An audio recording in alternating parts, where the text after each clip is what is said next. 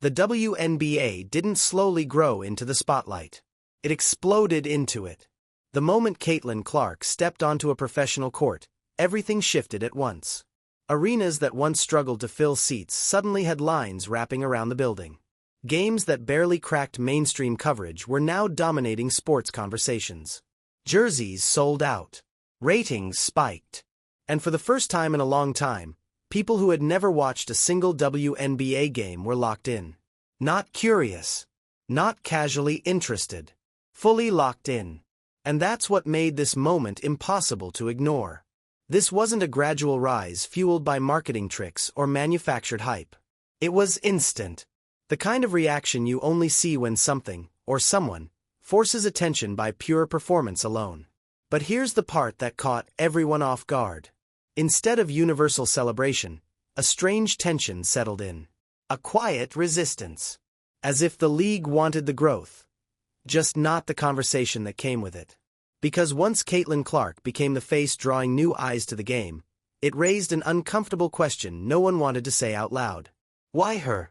Why now? Why did it take one player to create a surge the league had been chasing for years? And as those questions started circulating, the tone shifted. Praise turned cautious. Compliments came with disclaimers.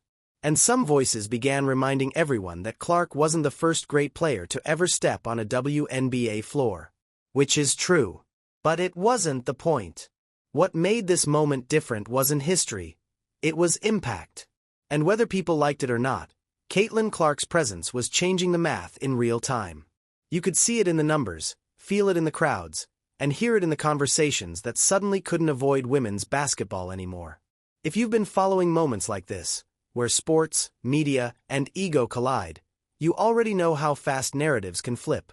And if you don't want to miss how this one unfolds, staying tapped in makes a difference. Because what happened next wasn't about basketball anymore. It was about control of the spotlight. It didn't take long for the tone to change. As Caitlin Clark's name dominated headlines, a different conversation started bubbling up on television panels and sports podcasts. The message was subtle at first, but it was consistent. This league didn't start with her. Other women had put in the work long before she arrived. And focusing too much on one rookie, some argued, was disrespectful to those who built the foundation. On the surface, it sounded reasonable, almost noble. But the timing told a different story. This pushback didn't happen years earlier when the league struggled for attention.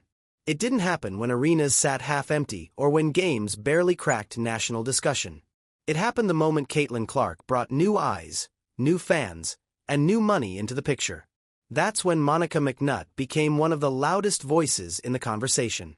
She openly pushed back against the idea that Clark deserved the level of praise she was getting. In her view, the attention felt unfair. Other players had come before Caitlin, played at elite levels, and never received this kind of spotlight. So why now? Why her? But here's what made the argument shaky. The fans weren't tuning in because they were told to. They weren't being marketed into watching. They were showing up because Clark's game was impossible to ignore. Deep shots that made no sense. Passes that arrived before defenders even reacted. Moments that felt different, even to people who didn't fully understand the league yet. And instead of leaning into that moment, some voices tried to redirect it. They framed the conversation as if praising Caitlin Clark meant tearing someone else down. As if spotlight was a limited resource that needed to be rationed. But the audience didn't see it that way. To them, Clark wasn't replacing anyone. She was expanding the room. That disconnect only made the tension louder. Because while the debate played out on TV, the numbers kept climbing. More viewers. More sold-out games. More attention than the league had ever seen at once. And the more undeniable the impact became, the harder it was to argue that this was just hype. Which is when the conversation shifted again, away from growth, and straight into comparison. And that's where things started getting personal. At first, it was just basketball talk. Who was playing better? Who impacted winning more? Who deserved Rookie of the Year? Angel Reese quickly became the counterweight to Caitlin Clark in that discussion. She was physical, relentless on the boards, and helping a Chicago Sky team that was winning more games than Indiana. For analysts like Monica McNutt, the argument felt simple. Team success mattered. And early on, Reese checked more boxes. But the conversation didn't stay analytical for long. Subtle comments turned into firm stances. Praise for Angel Reese became paired with quiet dismissals of Clark. Every big Caitlin moment came with an asterisk. The Fever's struggles were used as proof she wasn't quite there yet, even as she put up performances most rookies never touch. Then the rivalry narrative took over. Gestures were replayed. Reactions were slowed down and dissected. Suddenly, every interaction between Clark and Reese was framed as something deeper. Something heated. Something personal. And while Reese leaned into the attention, Caitlin Clark did the opposite. She didn't respond. She didn't clap back. She didn't fuel it. She just kept playing. That contrast mattered. Because the more the debate centered around attitude and image, the more Clark separated herself by staying locked in. Night after night, she showed up, took the toughest defensive assignments, and still produced. Deep threes. Double-digit assists.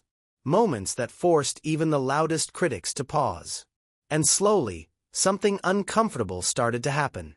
The argument that once felt solid began to crack. Team records stopped being enough. Effort stopped being enough.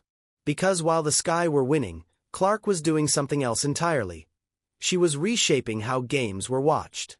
The rivalry that was supposed to slow her momentum ended up amplifying it. And as the season went on, it became clear that the debate wasn't about who was better anymore. It was about who the spotlight belonged to. That's when the numbers stopped being ignorable. There comes a point when opinion doesn't matter anymore. That moment arrived the night Caitlin Clark broke the assist record. This wasn't a borderline stat. It wasn't something you could debate or spin. It was history. The kind of milestone that usually earns instant praise, extended breakdowns, and a full segment dedicated to what it means for the league. Instead, something strange happened. The conversation moved on almost immediately. On-air discussions pivoted away from Clark's achievement and toward other players, other storylines, other angles that felt oddly timed. To viewers, it was impossible not to notice. A rookie had just rewritten the record books, and yet the energy felt muted. Controlled. Almost hesitant. And it didn't stop there. Clark followed it up by setting new scoring marks, night after night, pushing herself deeper into territory most veterans never reach. These weren't empty stats, either. They came with defensive pressure, physical play, and the full attention of every scouting report in the league. Still, the praise came with resistance. Molly Karam became one of the faces fans pointed to during this stretch. When Clark's name surfaced during major moments, the focus quickly shifted elsewhere. Other players were highlighted. Broader league narratives were emphasized. And while no one outright dismissed Clark, the reluctance to sit in her success was hard to miss. To a growing part of the audience, it felt forced. Because this wasn't about ignoring others. It was about acknowledging what was happening in front of everyone. Caitlin Clark wasn't just having a good rookie season. She was redefining expectations. And the more the conversation tried to dodge that reality, the louder the fans became. Social media lit up. Clips were replayed. Comparisons were drawn. And the question kept coming back in different forms. Why does this feel so uncomfortable to talk about? The league had the attention it always wanted. But now it came with a face that couldn't be rotated out of frame. And the pushback was only getting harder to defend. Once it was no longer possible to downplay the production, the conversation shifted again. This time, the focus wasn't on stats or wins. It was on why Caitlin Clark was famous. The word popularity started getting thrown around a lot. As if her rise was driven by marketing instead of merit. As if the fans were showing up for the name, not the game. Molly Karam leaned into that framing more than once, suggesting Clark's stardom was tied more to attention than actual dominance on the court. But that explanation didn't hold up for long. Players don't accidentally break records. They don't accidentally draw double teams every possession. They don't accidentally force defenses to change entire game plans. Clark's popularity didn't come first. Her play did. That's what frustrated so many viewers. It felt like the argument had flipped from analysis to justification, as if acknowledging her impact required explaining it away. And the more that happened, the clearer it became that this wasn't about balance, it was about discomfort. Because if Caitlin Clark's success was just hype, then the numbers wouldn't keep backing it up. Ratings wouldn't keep climbing. And opposing coaches wouldn't keep admitting that stopping her was priority number one every single night. Yet all of that was happening. At this point in the season, even casual fans could see it. The league wasn't being mocked by Clark's attention, it was being elevated by it. And pretending otherwise only made the resistance more obvious. This was the stretch where opinions started to soften. Not publicly, not loudly, but quietly. Because once you lean too hard on the popularity argument, you risk admitting something else. That the spotlight didn't land on Caitlin Clark by accident. And that realization forced some voices to walk things back, whether they wanted to or not. The shift didn't happen with an apology. There was no big on-air moment where anyone admitted they were wrong. No dramatic reversal. Instead, it came quietly, wrapped in careful language and half-credits that said just enough without fully owning the moment. Monica McNutt was one of the first to move. After months of pushing Angel Reese as the clear frontrunner, she finally acknowledged what had become impossible to deny. Caitlin Clark wasn't just one of the best rookies anymore. She was one of the best players in the league, period. Not because of hype. Not because of fans.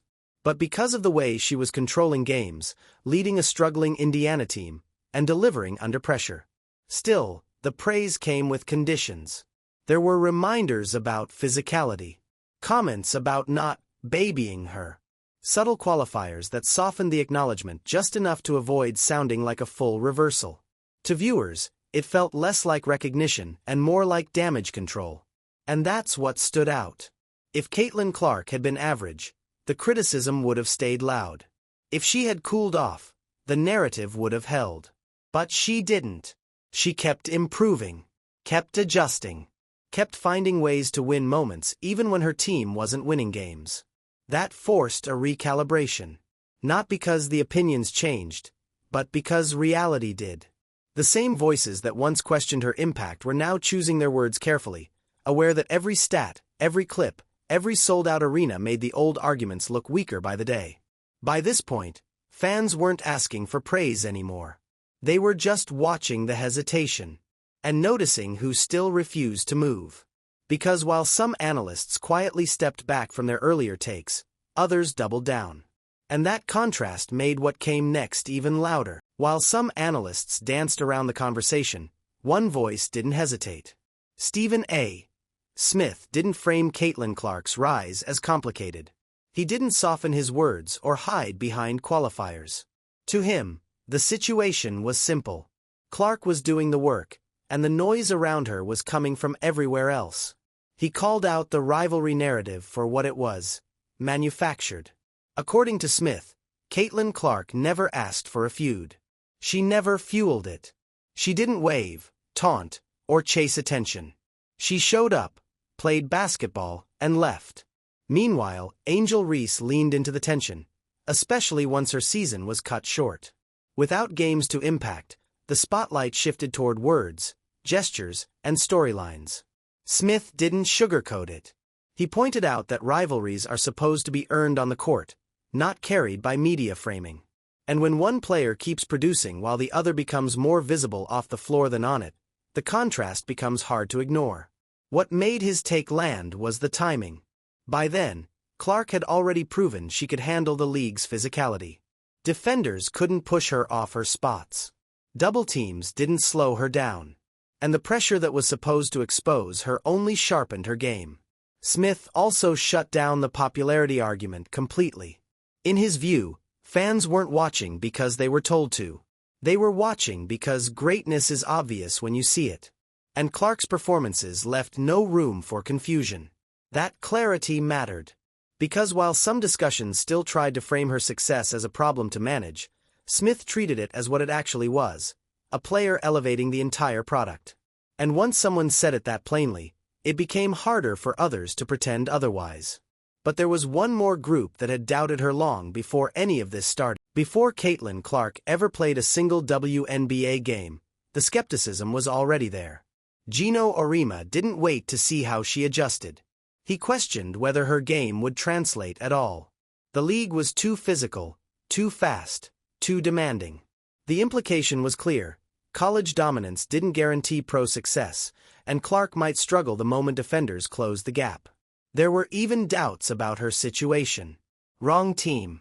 Bad fit. Too much responsibility too early.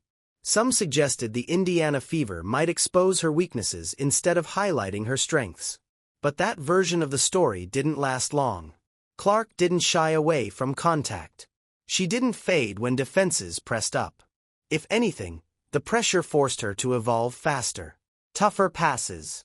Quicker reads. Shots launched from distances defenders weren't trained to respect. What was supposed to overwhelm her ended up sharpening her edge. And the irony couldn't be missed. The same physicality used as a warning became proof she belonged. The same pace meant to slow her down became the stage where she separated herself. Every early doubt aged badly in real time, replayed against performances that told a completely different story. By the time the season settled in, the question wasn't whether Caitlin Clark could survive in the WNBA. It was how anyone ever thought she wouldn't. Caitlin Clark didn't demand attention. She didn't chase headlines. She didn't manufacture drama. She didn't ask to be the center of the conversation. She earned it. The league spent years asking for growth, exposure, and respect.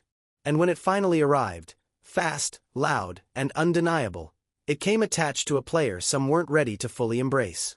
Not because she erased the past, but because she changed the present. This was never about disrespecting the women who built the league. It was about recognizing the moment that pushed it forward. Records don't lie. Crowds don't fake interest. And fans don't stay this engaged by accident.